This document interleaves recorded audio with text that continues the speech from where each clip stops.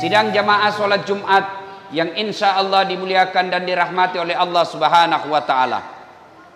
Apabila seorang Muslim ditanya kepada dia, baik dia Muslim yang taat maupun yang tidak taat, baik Muslim yang soleh maupun yang salah, kalau dia ditanya, mau tidak kamu dapat rahmat Allah? Kamu mau tidak dapat kasih sayang Allah? Mau ndak kamu dikasih oleh Allah apa yang kamu mau? Pasti jawabannya mau.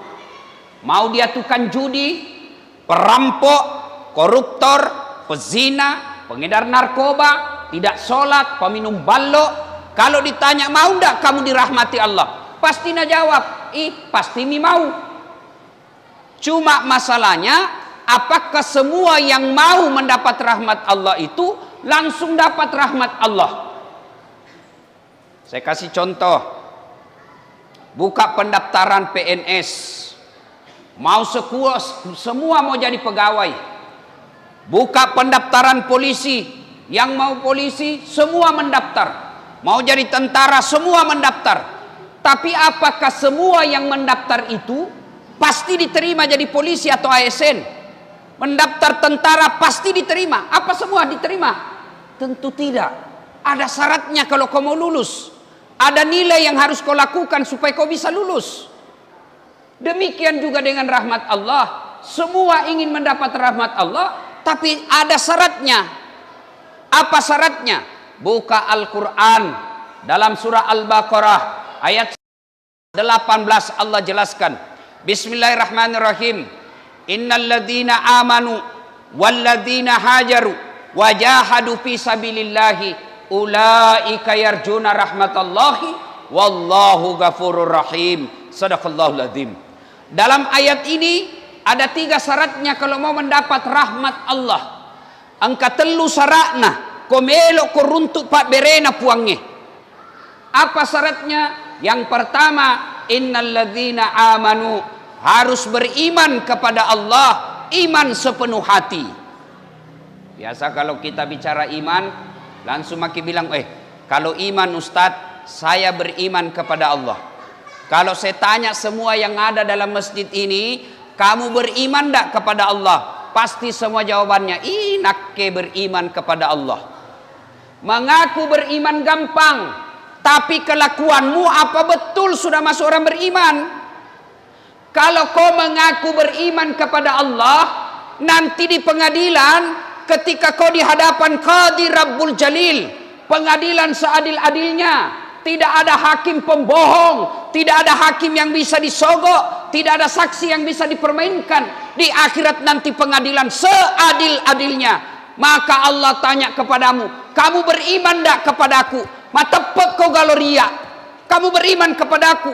Maka kita akan menjawab, saya beriman kepadamu ya Allah. Lalu Allah berkata, kalau kau beriman kepadaku, kenapa tiap Jumat selalu kau terlambat pergi masjid? Lihat maki, saya dari tadi dalam masjid ini. Andai saja 100 orang dalam masjid ini, paling 10 orang saja yang datang awal sebelum azan, selebihnya terlambat ngaseng. Itu mau beriman kepada Allah. 5 waktu tidak sholat, hari Jumat paling terlambat datang, paling cepat pulang, orang khutbah dia tidur. Apa kau sodorkan di hadapan Allah? Dengar, mohon maaf kate ngaseng. Kipa mau perang ngaseng apa? Dengar saudara-saudaraku yang selalu terlambat sholat Jumat. Asa sampaja Jumatmu, sah sholat Jumatmu, tapi kau sudah tidak dicatat dalam buku absennya malaikat. Dengar ini yang selalu terlambat sholat Jumat. Kamu sah sholat Jumatmu, sah, tapi kau sudah tidak ada dalam buku daftarnya malaikat. Jadi bayangkan kalau tiap Jumat kau terlambat, tidak ada namamu nanti di padang mahsyar ketika dicari mana ini yang sholat Jumat. Apa susahnya kita datang lebih awal? Kalau anggota DPR terlambat mungkin sibuk menerima aspirasi. Kalau wali kota terlambat, ya mungkin banyak rakyat yang datang mengadu kepada dia. Kate pengangguran, terlambat kau lagi. Sudah rumahmu ngontrak-ngontrak, gajimu tidak jelas, penghasilanmu tidak nyata, terlambat kau lagi di dunia datang sholat Jumat. Apa yang kau andalkan? Kalau anggota DPR tahu orang kaya, kalumannya pejabat, banyak uangnya, tinggi jabatannya, terlambat masih ada harapannya, hebat di dunia. Kate miskin tomako, rumah kontrak-kontrak, tidak jelas gajimu, terlambat kau lagi di dunia. Ini yang disebut nanti miskin di dunia, sengsara di akhirat. Kalau kita miskin di dunia, tapi rajin jadi datang sholat lebih awal, insya Allah di akhirat kita bisa masuk surga. Kalau kita di dunia ngontrak-ngontrak, di dunia penghasilan tidak jelas, kita cuma jual-jual bensin botolan, kerja tak cuma tambal-tambal ban, tapi selalu kita datang lebih awal sholat Jumat, biar di dunia kita tidak nyaman, tapi di akhirat nyaman kok. Tapi yang banyak menderita di dunia, tidak jelas hidupnya, rumahnya kehujanan, banjir pula, banyak nyamuknya. Datang lagi sholat Jumat terlambat. Kalau dibilang sekali tidak apa-apa, tiap Jumat.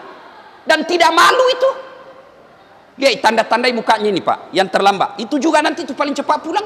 Lihat makin. Lihat tanda itu dan Jumat begitulah gitu. Saudaraku, percayalah. Kalau dari kecil kau rajin pelihara sholat Jumat, hidupmu susah, bapakmu tukang beca, bapakmu pengangguran, tapi kalau dari kecil kau selalu pelihara sholat Jumat, Allah yang angkat derajatmu nanti. Kalau bukan bapakmu yang haji, kamu yang hajikan nanti bapakmu. Kalau bapakmu tidak punya rumah, kamu nanti yang belikan rumah bapakmu. Tapi kalau selalu kau terlambat sholat Jumat, apa yang Allah mau dengar? Apa susahnya awal Jumat? Kalau kita tahu Jumat jam 12, datanglah 15 menit sebelum jam 12. Orang masuk surga Pak bukan karena tidak ada dosa. Tapi ketika ditimbang amal tak, lebih berat kebaikan daripada kejahatan. Timbang pahala, ternyata karena selalu datang terlambat, sedikit timbangannya. Kan hadis menjelaskan, orang yang datang lebih awal sholat Jumat, dan dia duduk paling depan, pahalanya 1 ekor sapi. Makin belakang makin kecil. Yang paling belakang dan ribut, tenang gak apa-apa. Jadi kalau datang ke hari Jumat, datang ke lebih awal. Nanti ditanya lagi kepada Allah, kalau kau beriman kepada aku, kenapa paling kau datang sholat Jumat pakai baju kaos? Baca itu surah Al-Jum'ah. Kau datang di masjidku, pakai kau pakaian yang indah, pakai kau parfum, sikat gigi kau, mandi kau dulu.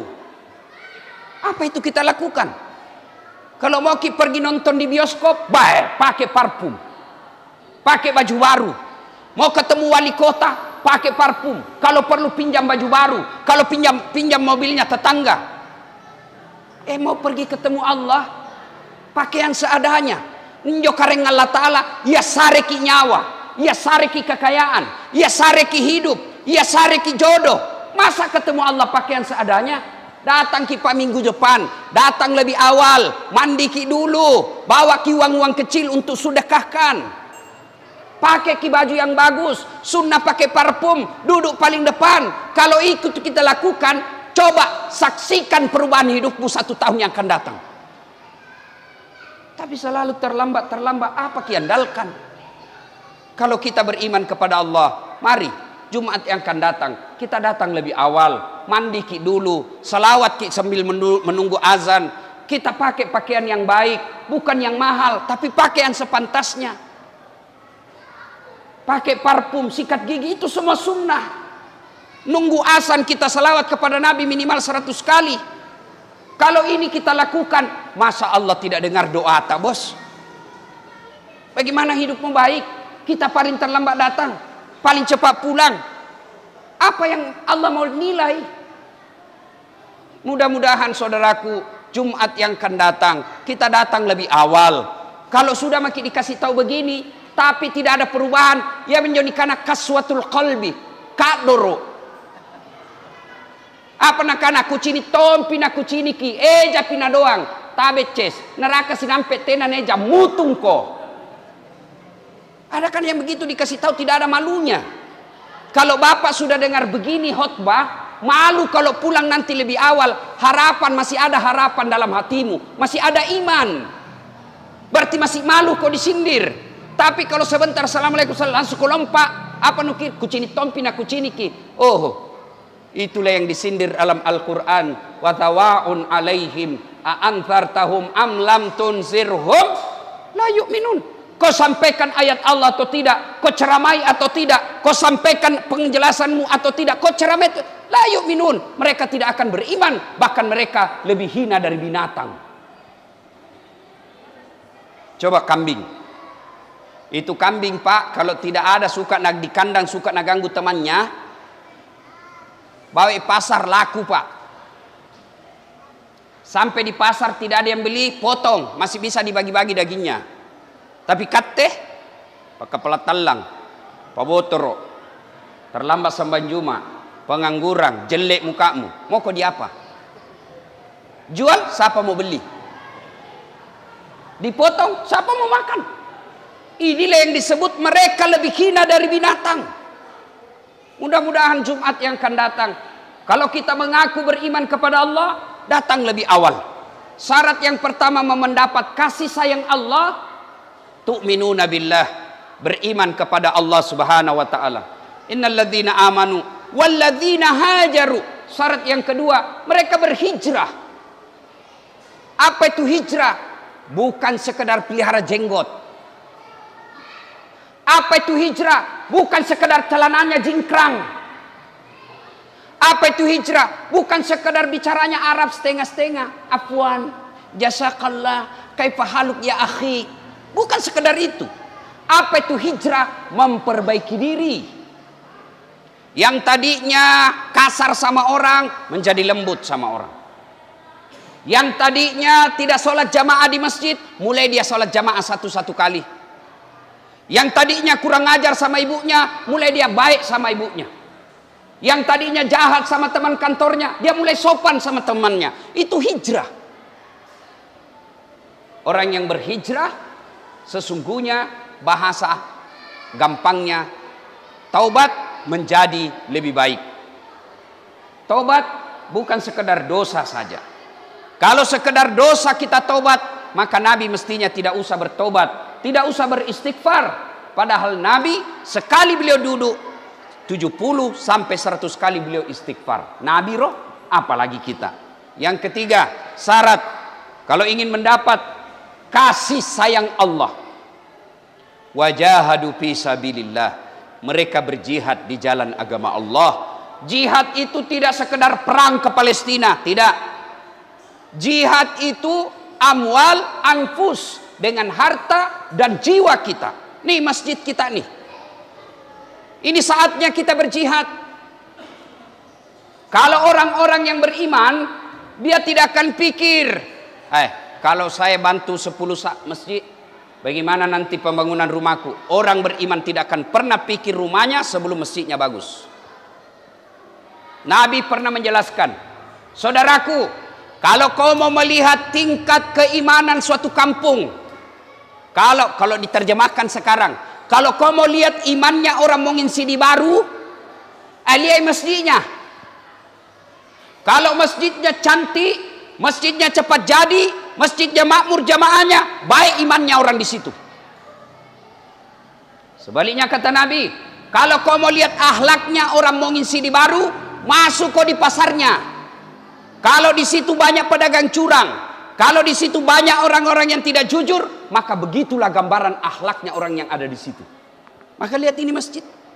Kalau ini masjid cepat selesai, bagus imannya orang di situ. Tapi kalau lama diumumkan, mari saudara-saudara bangun masjid, bantu masjid, tidak jadi-jadi, berarti yang banyak di sini kikir galang.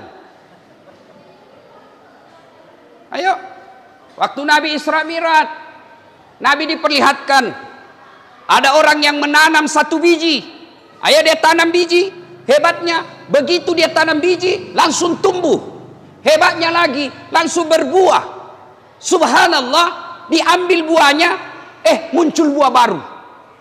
Ambil lagi buahnya, muncul buah baru. Saya ulang, tanam, tumbuh, buah, langsung panen. Hebatnya panen berkali-kali. Nabi heran bertanya Jibril, siapa itu? Itulah umatmu yang rajin bersedekah membangun masjid. Sini nih, adik-adikku, ini ada masjid. Allah sudah sediakan lahan. Lahannya plafon, lahannya semen, lahannya tinding, lahannya AC, lahannya tegel. Silakan ambil partisipasi masing-masing. Saya gubernur, saya anggota DPR, saya wali kota, bantu dengan jabatanmu ini masjid. Saya bukan pejabat, bantu dengan apa? Saya kaya, bantu dengan semen karena kekayaanmu. Saya bukan orang kaya, saya bukan pejabat, saya bukan anggota DPR, bantu dengan apa? Pakai otakmu. Bagaimana majukan masjid? Kalau kau arsitek, gambar dengan baik, kasih masukan ke panitia. Panitianya juga jangkau kepala batu. Karena itu kepala batu panitia. Sekalinya diangkat ketua, kira dia punya masjid. Ada juga begitu. Ya? Sudah, saya bukan pejabat, saya bukan orang kaya, saya bukan mahasiswa yang cerdas. Bantu dengan apa? Pakai tenagamu, pikau angkat semen. Gotong royong kau, bersihkan. Itu bantuanmu. Saya juga tidak bisa angkat semen. Saya bukan orang kaya, saya bukan pejabat. Bantu dengan cara apa? Diam kau. Jangan kau banyak bicara. Karena juga begitu Pak. Tidak pernah didatang di masjid, tidak pernah menyumbang, tidak pernah ikut rapat. Makok bawan wasang.